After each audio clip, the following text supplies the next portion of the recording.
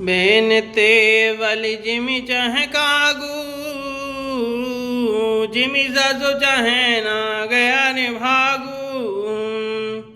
जिमि चाहे कुशल कारण कोही सब संपदा चाहे शिव दोही।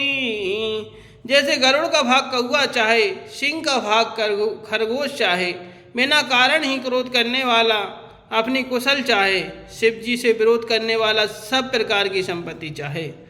कि लोभी लोलुप कल कीरत चयही अकलंकता की कामी लयही हरिपद विमुख परम गति चाहा तस तुम्हार लालच नर नाहम। लोभी लालची सुंदर कीर्ति चाहे, कामी मनुष्य की निष्कलंकता चाहे तो क्या पा सकता है। और जैसे श्री हरि के चरणों से विमुख मनुष्य परम गति अर्थात मोक्ष चाहे, हे राजाओं सीता के लिए तुम्हारा लालच भी वैसा ही व्यर्थ है। कोलाहल सुन सिय सकानी सकी लवाई गई जहरानी राम सुभाए चले गुरु पाही सिय स्नेह वर्णत मन माही। कोलाहल सुनकर सीता जी शंकित हो गईं। तब सखियां उन्हें वहां ले गईं जहां रानी अर्थात सीता जी की माता थी। श्री रामचंद्र जी मन में सीता जी के प्रेम का बखान करते हुए स्वाभाविक चाल से गुरु जी के पास चले।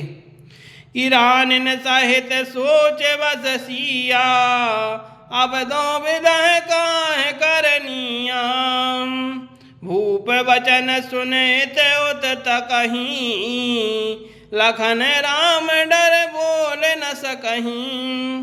रानियों सहित सीता जी अर्थात दुष्ट राजाओं के दुर्वचन सुनकर सोच के बस है कि ना जाने विधाता आप क्या करने वाले हैं।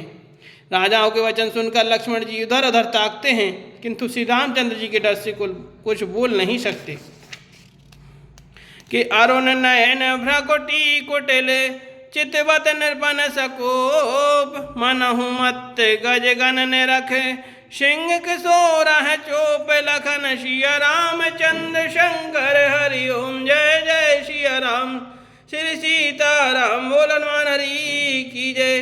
उनके नेत्र लाल और भौहें टेढ़ी हो गई हैं और वे क्रोध से राजाओं की ओर देखने लगे, मानो मत वाले हाथियों का झुंड देखकर सिंह के बच्चे को जोश आ गया हो। कि खर भरु विकल विकल देख विकल पुर नर न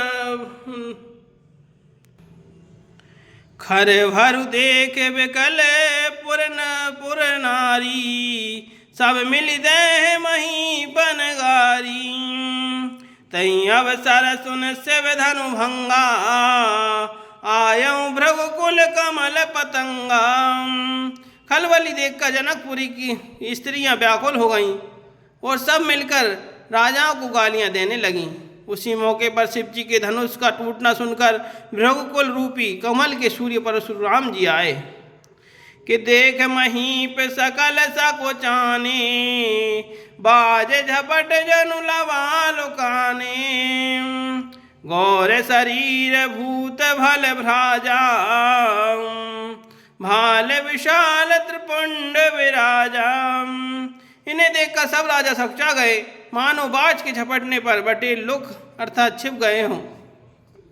गोरे शरीर पर विभूति अर्थात भस्म बड़ी फब रही है और विशाल ललाट पर त्रिपुंड विशेष शोभा दे रहा है। किसी से जटा शशि वदन सुहावा ऋषवस कछुक अरन होइयावा भ्रकटी कुटिल नयन रस राते सहजों चितवत मनहुर साते। सिर पर जटा है, सुंदर मुख चंद्र क्रोध के कारण कुछ लाल हो आया है, भौहें टेढ़ी और आंखें क्रोध से लाल हैं। सहज ही देखते हैं तो भी ऐसा जान पड़ता है मानो क्रोध कर रहे हैं। बिरसावे कंद और बाहु विशाला चारु जने माल मृग छाला कटि मुनि वसन तून दोई बांधे धनुषर कर कोठार कल कांधे। बैल के समान ऊंचे और पुष्ट कंधे हैं, छाती और भुजाएं विशाल हैं। सुंदर यज्ञ पवित्र धारण किए हैं, माला पहने और मृग चर्म लिए हैं। कमर में मुनियों का वस्त्र अर्थात बक्कल और 2 तरकस बांधे हैं। हाथ में धनुष्बाण और सुंदर कंधे पर फरसा धारण किए हैं। शांत वेश करणी कठिन, बरन न जाय स्वरूप। धरि मुनि तन जन वीर रस, आय जय सब भूप। लखन सिया रामचंद्र शंकर, हरि ओम जय जय सिया राम श्री सीताराम। बोल हनुमान हरि की जय, बोल रामायण मैया की जय। शांत वेश है परंतु करनी बहुत कठोर है। स्वरूप का वर्णन नहीं किया जा सकता, मानो वीर रस ही मुनि का शरीर धारण करके जहाँ सब राजा लोग हैं वहाँ आ गया हो।